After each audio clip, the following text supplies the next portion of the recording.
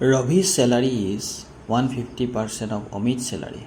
Amit's salary is 80% of Ram's salary. What is the ratio of Ram's salary to Ravi's salary?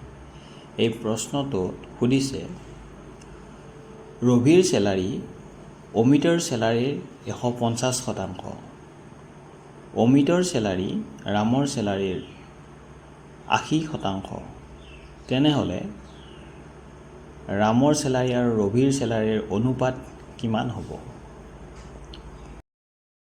এই প্ৰশ্নটোত আমি প্ৰথমে ধৰি ল'ব লাগিব, এই প্ৰশ্নটোত আমাক ৰভি আৰু অমিতৰ চেলাৰীৰ কথাটো কৈছে, কিন্তু ৰামৰ চেলাৰীৰ কোনো কথা উল্লেখ কৰা নাই।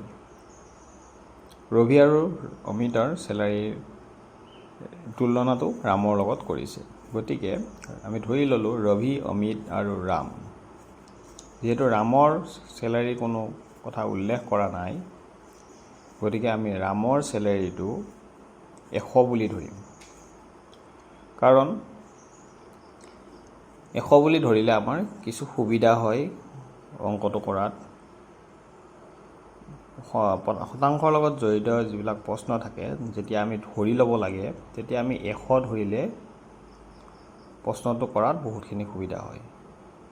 ঠিক তেনেকৈ অমিতৰ চেলাৰীটো আমাক যিহেতু 80% ৰামৰ চেলাৰী বুলি কৈছে, গতিকে 80% পূৰণ 100 ৰামৰ চেলাৰী, গতিকে আমি 80 পালোঁ।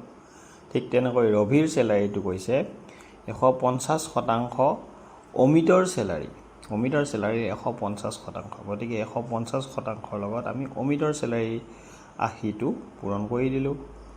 গতিকে আমি ৰভিৰ চেলাৰীটো ইয়াৰ পৰা পাই যাম 15 পূৰণ 8, 120। গতিকে ৰভিৰ চেলাৰী পালোঁ আমি 120, অমিতৰ চেলাৰী হ'ব 80 আৰু ৰামৰ চেলাৰী আমি 100 ধৰি লৈছিলোঁ।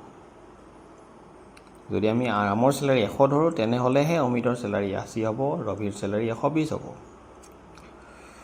এতিয়া যিহেতু আমাক প্ৰশ্নটো সুধিছে ৰামৰ চেলাৰী আৰু ৰভিৰ চেলাৰীৰ অনুপাতটো কিমান হ'ব? গতিকে ৰামৰ চেলাৰী ডিভাইডেড বাই ৰভিৰ চেলাৰী, ৰামৰ চেলাৰী আমি পাইছোঁ 100 ডিভাইডেড বাই ৰভিৰ চেলাৰী 120। আমি এইখিনি এতিয়া যদি